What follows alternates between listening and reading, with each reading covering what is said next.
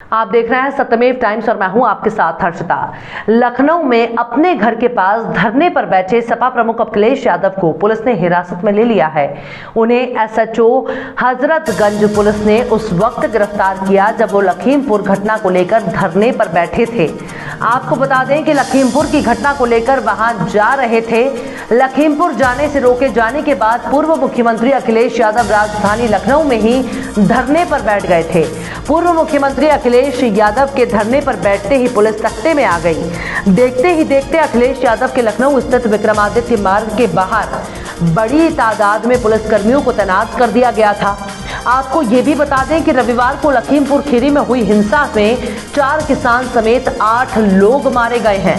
केंद्रीय गृह राज्य मंत्री अजय मिश्रा के बेटे आशीष पर आरोप है कि उन्होंने प्रदर्शनकारी किसानों पर अपनी गाड़ी चढ़ा दी और कई लोगों को रौंद दिया। इस मामले में आशीष मिश्रा और दूसरे कई लोगों के खिलाफ एफआईआर दर्ज कर ली गई है। पूरे प्रकरण को लेकर लखनऊ में धरने पर बैठे अखिलेश यादव ने पत्रकारों से कहा कि बीजेपी सरकार किसानों पर जो जुल्म कर रही है वैसा तो अंग्रेजों ने भी नहीं किया था। केंद्रीय गृह राज्य मंत्री और राज्य के उप मुख्यमंत्री को इस्तीफा दे देना चाहिए। अखिलेश यादव ने यह भी कहा कि जिन किसानों की जान गई है उनके परिजनों को 2 करोड़ रुपए दिए जाने चाहिए। उनके परिवार के एक सदस्य को सरकारी नौकरी मिलनी चाहिए। उन्होंने कहा कि सरकार किसी राजनीतिक दल को वारदात की जगह नहीं पहुंचने देना चाहती है। उन्होंने सवाल किया कि सरकार आखिर क्या छुपाना चाहती है।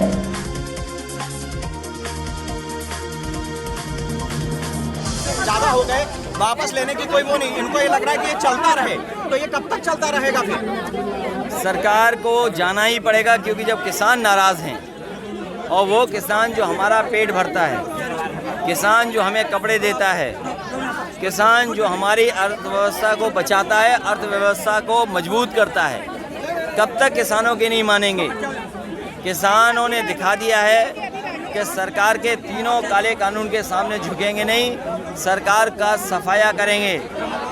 बिहार में लगभग सरकार चली गई, बंगाल में सरकार चली गई बीजेपी की। आने वाले समय में जिन प्रदेशों में चुनाव होगा वहाँ पर एक एक करके भारतीय जनता पार्टी की सरकार किसान, गरीब, मजदूर हटा देंगे।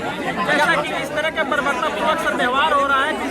ये उत्तर प्रदेश की सरकार जो भारतीय जनता पार्टी की है, ये लगातार लोगों के ऊपर अन्याय कर रही है और ये घटना पहली नहीं है। इसी राजधानी में मल्टीनेशनल कंपनी में काम करने वाले एक तिवारी, उनके साथ जो घटना हुई थी उनकी जान ले ली थी पुलिस ने।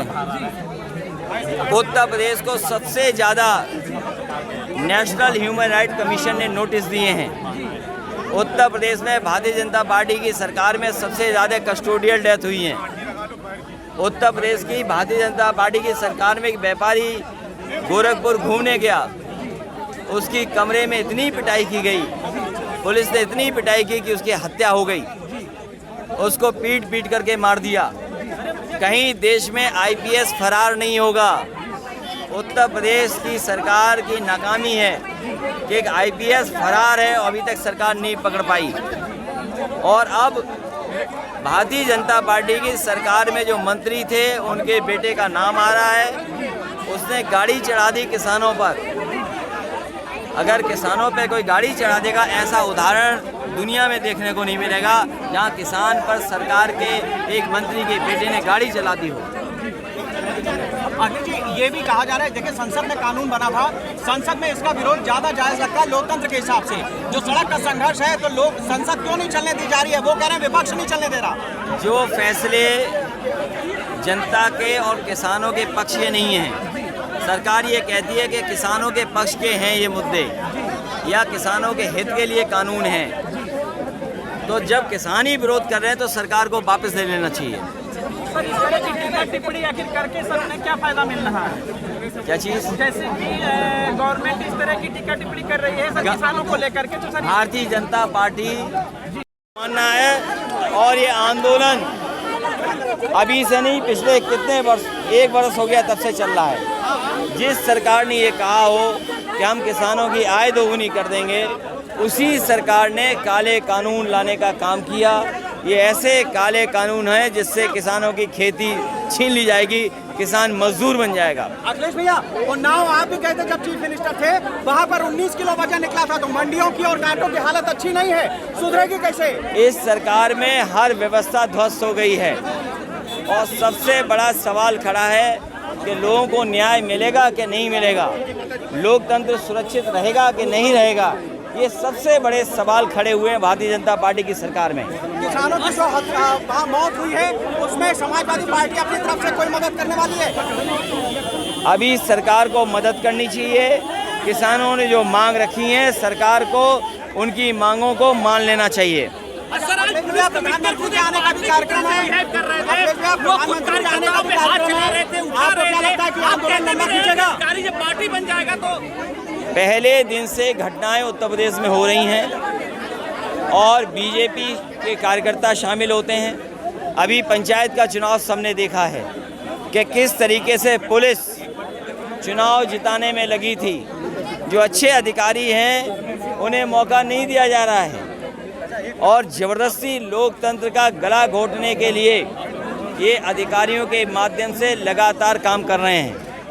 हमें उम्मीद है कि जिस तरीके से नाराज़गी फैली है, अब कम से कम सरकार को समझ में आएगा।